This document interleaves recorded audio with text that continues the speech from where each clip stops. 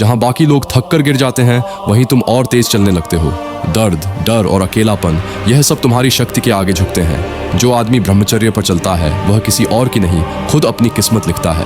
प्राचीन ग्रंथों में देह अग्नि का जिक्र आता है। ये शरीर के भीतर एक अदृश्य अग्नि होती है। अधिकांश पुरुष इसे कभी महसूस ही नहीं करते क्योंकि उनकी ऊर्जा बहुत कमजोर हो चुकी होती है। ब्रह्मचर्य ही वह अभ्यास है जो इस अंदर की आग को फिर से जलाता है। पाचन तेज होता है, नींद गहरी होती है, आंखों में चमक आ जाती है, आवाज में ताकत और स्थिरता आ जाती है, रीढ़ में गर्मी और मन में निडरता आ जाती है। जब यह अंदर की अग्नि जागती है तो शरीर खुद को नया बनाने लगता है। इसीलिए सच्चे ब्रह्मचारी उम्र के साथ और जवान दिखते हैं। उनकी अंदर की आग उन्हें हर दिन नया बनाती रहती है।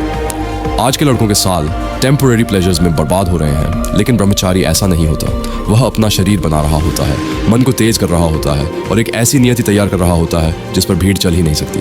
प्राचीन समय में राजकुमारों को भी ब्रह्मचर्य कराया जाता था क्योंकि इससे बनते थे अद्भुत फोकस वाले पुरुष, नेतृत्व क्षमता वाले पुरुष, साहसी, आकर्षक और चरित्रवान पुरुष। आज जब तुम ये रास्ता चुन रहे हो, तुम खुद को 99% आधुनिक पुरुषों से अलग स्तर पर खड़ा कर रहे हो।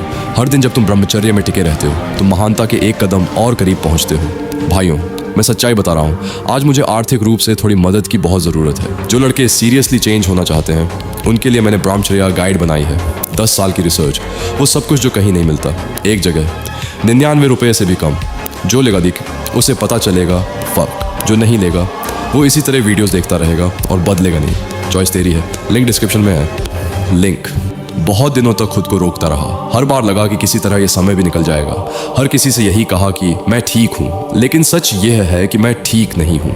मैंने अपनी पूरी कोशिश की कि किसी के सामने हाथ न फैलाना पड़े। अपनी परेशानियों को अपने तक ही रखा। मुस्कुराने की कोशिश भी की ताकि किसी को मेरी मजबूरी दिखाई ना दे, लेकिन अब लगता है कि मेरे शब्द ही मेरा साथ छोड़ रहे हैं। मेरे पास इस समय आय का कोई स्रोत नहीं है। आर्थिक स्थिति इतनी कठिन हो चुकी है कि कई बार समझ नहीं आता अगला कदम क्या होगा।